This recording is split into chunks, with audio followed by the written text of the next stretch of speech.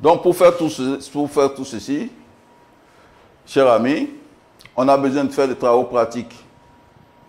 On a besoin de faire de la manipulation des insectes, parce que ceux qui ne sont pas habitués aux insectes, il faut bien qu'ils les touchent pour savoir comment les insectes sont, etc., etc. Les insectes rares les insectes ne piquent pas. Certains piquent, c'est vrai, mais ils piquent quand vous les touchez ou bien quand vous les agressez. Donc, il n'y a pas d'inquiétude à tenir les insectes. Je sais bien qu'il y a certains qui ont peur des cafards, par exemple. N'est-ce pas? Il y a peur, surtout les femmes. Elles ont peur des cafards, mais je connais beaucoup de femmes qui adorent travailler avec les cafards parce que ces cafards-là ont beaucoup d'avantages. Ces cafards s'utilisent même pour les produits de beauté. Vous savez, vos fois que vous mettez la kératine, et ça s'obtient des cafards. Donc, ils ne sont pas mauvais que ça. Ils ne sont pas aussi mauvais que ça, c'est vrai, ça sent un peu, mais à force de s'habituer, on commence à bien travailler, à oublier tous les supposés mauvais côtés. Donc, il nous faut faire des manips. Et ces manips vont se faire en 5 séances de travaux pratiques. Au cours de ces 5 séances, l'analyse détaillée des caractères morphologiques et anatomiques se fera. Chaque séance durera 3 heures. La première séance consistera à observer et représenter un insecte. Par exemple, on prendra pour ce cas un insecte assez gros. Ça peut être un orthoptère, par exemple un criquet. Et je vous propose de prendre par exemple le criquet puant qui s'appelle Zonoceros variegatus. Au cours de cette séance, on apprendra à reconnaître les 3 régions essentielles du corps de l'insecte. Ces 3 régions essentielles du corps de l'insecte sont la tête, le thorax et l'abdomen. Donc on pourra distinguer, les délimiter, savoir où est-ce que commence la tête, où est-ce que ça finit, où est-ce que commence le thorax, et où est-ce que ça finit, etc., etc.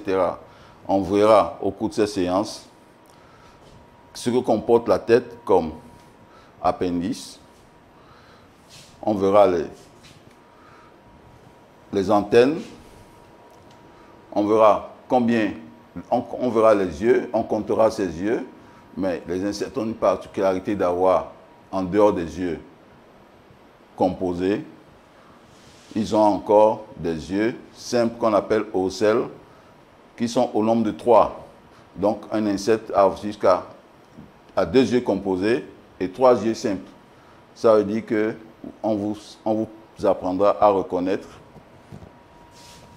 et à distinguer les yeux composés et les yeux simples. Autour de la tête aussi, on verra les pièces buccales de l'insecte ces pièces buccales permettent à l'insecte de prendre son repas. Ensuite, la deuxième séance consistera à l'analyse détaillée de la région thoracique. Cette région thoracique est constituée de 3 parties. Donc, le thorax est composé de 3 parties que sont le prothorax, le mésothorax et le métathorax. On fera une petite ablation. On enlèvera les ailes qui sont sur le thorax pour mieux observer ces différentes parties du thorax. D'accord? Ensuite, et ce thorax, on l'observera du côté ventral, du côté dorsal et du côté latéral. De la même manière, après d'avoir coupé, incisé ces ailes, on représentera ces ailes parce que ces ailes sont importantes. Les ailes, par exemple, ne sont pas sur tous les 3 segments thoraciques. Donc, vous me direz sur quel segment thoracique se trouvent ces ailes. De la même manière, les pattes on a 3 paires de pattes. Vous savez que les insectes se caractérisent par 3 paires de pattes. Il n'y a pas d'insecte qui ait plus de 3 paires de pattes. Si vous avez un organisme qui a plus de 3 paires de pattes, sachez en même temps que ce n'est pas un insecte, c'est quelque chose d'autre. D'accord? C'est vrai que bon, les insectes, on peut en avoir les larves qui ont plus de 3 paires de pattes, mais à l'état adulte, ils ont 3 paires de pattes. On verra donc comment les pattes sont liées au thorax, aux 3 éléments du thorax, comment les pattes sont liées au prothorax, comment les pattes sont liées au mésothorax et comment elles sont liées au métathorax. On verra aussi quels sont les différents types de pattes qu'on a. Les pattes antérieures, c'est-à-dire les pattes qui sont proches de la tête, ce sont les pattes antérieures. On verra comment elles sont constituées. On verra ensuite les pattes intermédiaires, comment elles sont constituées. On verra après les pattes postérieures, qui sont les pattes qui sont plus proches de l'abdomen, comment elles sont constituées. On pourra faire la différence entre ces 3 types de pattes. Il y a une différence flagrante entre ces 3 types de pattes. La 3e séance consistera à faire une étude de la région abdominale. Cette étude est très importante parce qu'elle peut nous permettre de savoir, par exemple, si on a un insecte mâle ou bien un insecte femelle, et de savoir à peu près, par exemple, ce qu'on appelle le sexe ratio. L'abdomen nous permet d'avoir, par exemple, on prend l'abdomen d'un criquet, on pourra savoir quelle est la différence entre l'insecte femelle, quelle est la différence entre l'insecte mâle. On fera une observation de la vue dorsale, la vue latérale, on fera une vue latérale de l'abdomen, on observera les stigmates, etc., etc. Et on portera l'attention sur les pièces génitales qui se trouvent entre le 8e et le 11e segment abdominal. Donc c'est ça qui va constituer la 3e séance. La 4e séance sera une étude sur l'anatomie interne de l'insecte. Pour cela, on va prendre toujours, comme je vous ai dit tout à l'heure, le criquet puant.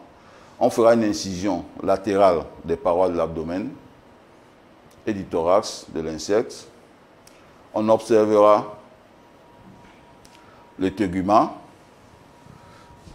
On observera l'appareil digestif, d'où est-ce que ça commence, où est-ce que ça finit. Et on verra quelle est la position des différents organes sexuels, c'est-à-dire les appareils sexuels femelles et mâles, quelle est leur position par rapport au segment, par rapport au tube digestif. La 5e séance, qui va toujours durer 3 heures, sera consacrée à l'étude détaillée de l'appareil génital et du tube digestif. Une fois qu'on a observé le tube digestif, on prélève le tube digestif, on regarde les différentes parties qu'on observe sur le tube digestif.